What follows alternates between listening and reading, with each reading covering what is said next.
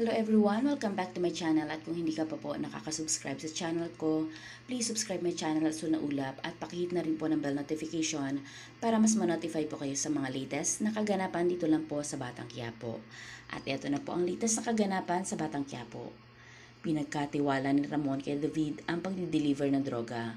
Nung una kabado si David dahil baka mabulilyas ang plano niya. Malalagot talaga siya sa mag-amang Ramon at Don Julio at lalong-lalo na sa amang si Rigor. At ngayon na nga ang oras ng pagdi-deliver. Itinago nila ang droga sa gulong ng may sasakyan. Idea ito ni David na sinang-ayunan naman na mag-amang Ramon at Don Julio. Habang binabaybay nila David ang daan, hindi niya alam na nakasunod at nakamatyag si Ramon sa bawat kilos nila. Sa di inaasahang pangyayari, may checkpoint sila na nadaanan. Nagalit si David dahil akala daw niya malinis ang dadaanan nila. Kaya naman kabado ang lahat habang inspection at eto na nga may nakita ang mga pulis na plastic na nakaipit sa gulong kaya naantala ang pag-alis nila David. Naghanda na ang mga tauhan sa anumang pwedeng mangyari. Pati si Ramon ay nag-aalala na baka maamoy ng mga pulis na may dala silang kontrabando. Pero swerte pa din si David kasi nakaligtas sila sa mga pulis. Mapayapa sila nakaalis at na-deliver nila ng maayos ang droga sa buyer. Kaya naman, proud din na ibinalita ni Ramon sa ama ang ginawa ni David at sinabi naman ni Don Julio nang mana-mana daw si David kay Ramon.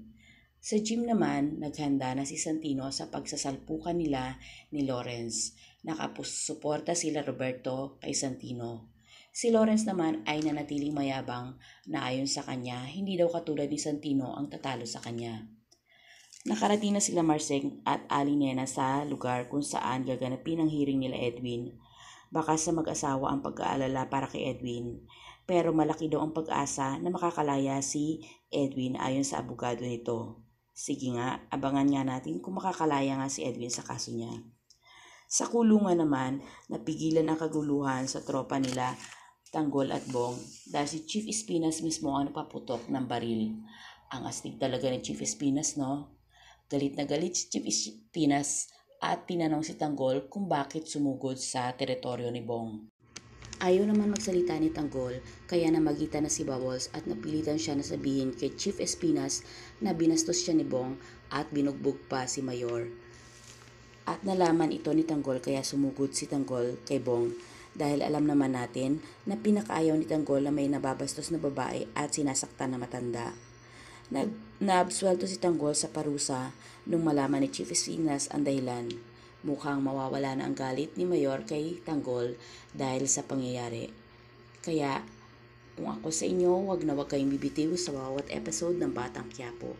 At kung hindi ka pa po nakaka-subscribe sa channel ko, please subscribe my channel, Asul na Ulap, at pakihit na rin po ng bell notification para mas ma-notify po kayo sa mga latest na kaganapan dito lang po sa Batang Quiapo. Maraming salamat po.